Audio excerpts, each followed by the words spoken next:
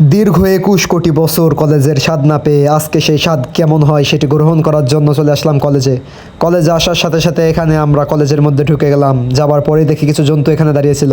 তারপরে কলেজের মধ্যে ডিরেক্ট চালান হয়ে গেলাম। তারপরে দেখি এখানে ডাইনোসরের মতো কিছু কিছু প্রজাতির প্রাণী আমাদের দিকে ঘুরে ঘুরে তাকাচ্ছিল ক্যামেরা দেখে।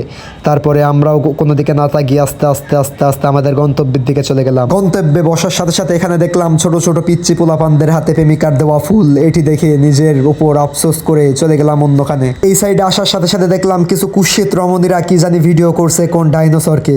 এটি দেখে আমি এখানে বোঝার চেষ্টা করলাম কি হচ্ছে, কিন্তু বুঝতে না পেরেও আবার চলে গেলাম অন্য এক জায়গায়। অন্য সাইডে এসে দেখে এখানে আফ্রিকা থেকে আগত এক কালুয়া এখানে নাচ করতেছিল। তাকে দেখার পরে আবারও চলে গেলাম অন্য এক জায়গায়। এই মহা মরুভূমির এক প্রান্তে গিয়ে দেখি কিছু জন্তুরা তাদের গন্তব্য না খুঁজতে পেরে একজন কপোত অন্য এক কপোতিকে সন্ধান করার চেষ্টা করছিল, কিন্তু সবাই ব্যর্থ এখানে।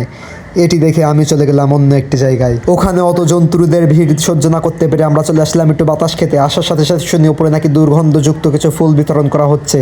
তারপরে দৌড়ে চলে গেলাম সেখানে ফুল নিতে। উপরে আসার সাথে সাথে শুনি সবাই তার প্রেমিকাকে ফুল দেওয়ার জন্য এখানে ভিড় বাঁধিয়েছিল। এটি শুনে আমি এখানে থাকতে না পেরে নিজের দুঃখ নিয়ে চলে গেলাম অন্য এক জায়গায়, কারণ আমার তো কোনো প্রেমিকা নেই। প্রেমিকা না থাকার যে কি দুঃখ এটা তো আপনারা বুঝবেন না, কারণ আপনাদের সবার প্রেমিকা আছে এবং প্রেমিকাদের প্রেমিক আছে।